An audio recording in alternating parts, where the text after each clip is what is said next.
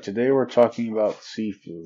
Have you ever had one of those games or movies that people keep talking about how good it is, and you're like, I'll get around to that, then it's a while, and then when you actually play it, you're like, oh, this is really good actually. Well, for me that game was Sifu, and will probably also be Baldur's Gate 3, and a couple other games.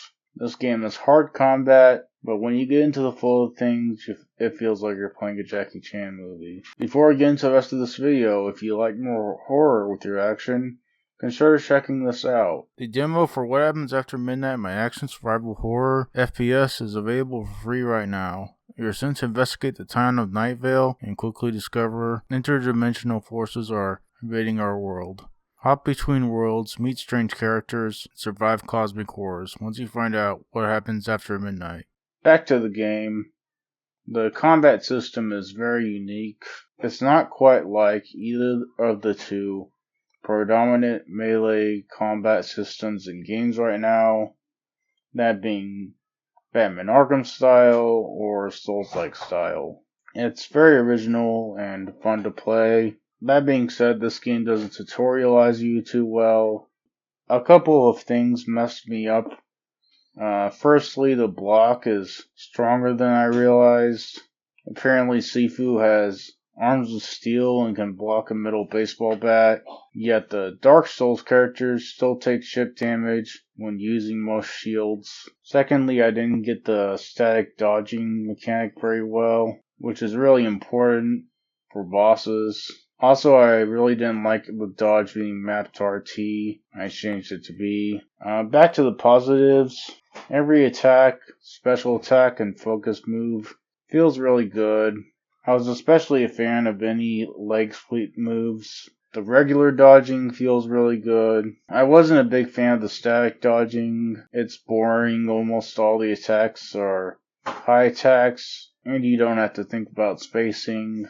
The weapons are fun and give you a big advantage when using them, and a big disadvantage when they're being used against you. It really changes the power balance when someone gets a weapon. They can also be thrown, and some focus moves require them, which is good for their versatility. One minor gripe is that it can be annoying to try to pick up weapons during combat.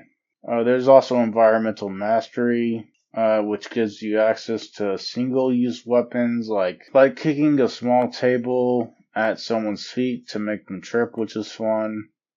You can also knock enemies into walls and downstairs for extra damage. You can also get them to hit each other, which all leads to the environment playing a big role in combat, which helps the action movie feel. And this all comes together for a fun variety of tools to play with. The skill system is fairly good. The only problem is that it's hard to tell what's good and what's not good. Some of the skills are very good, like the charged fist and ducking strike, and others aren't very good.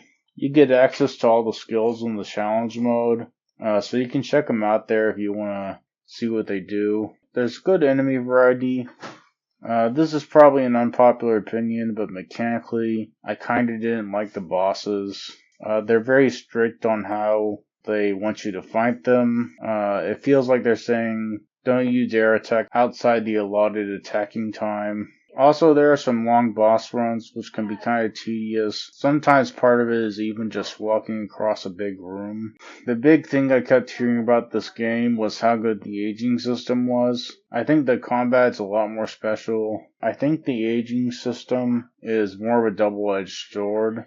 Each time you die, you age up a year, and there's a certain amount of times you can come back. So it's effectively a live system, like in an arcade. That being said, it does save your best run per level, and you don't have to start over from the beginning. The aging system is good in that it adds more stakes per life, and it forces you to know the levels inside and out, but it can get tedious. It's not extremely better or worse than a regular checkpoint system, but it is different.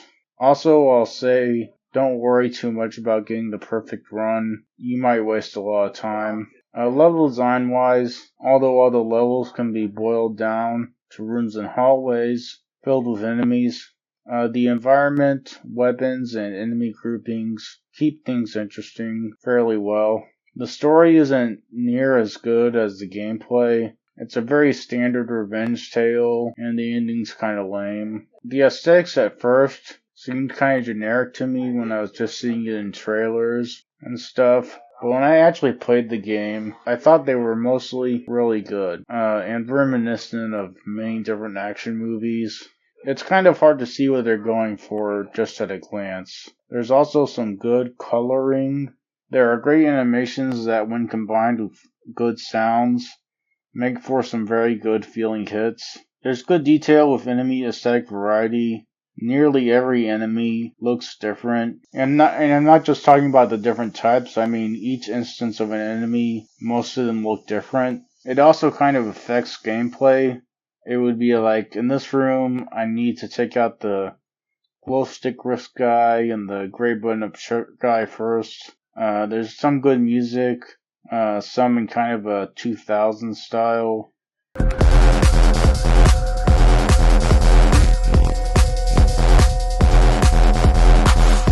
Other than some camera issues, like not turning fast enough or the camera being too close, there were no technical issues. Overall, this is a very fun and unique 3D melee combat game with a great combat system at its core, and I'm giving it a 9.10. Thank you to anyone who likes, comments, or subscribes. That's it.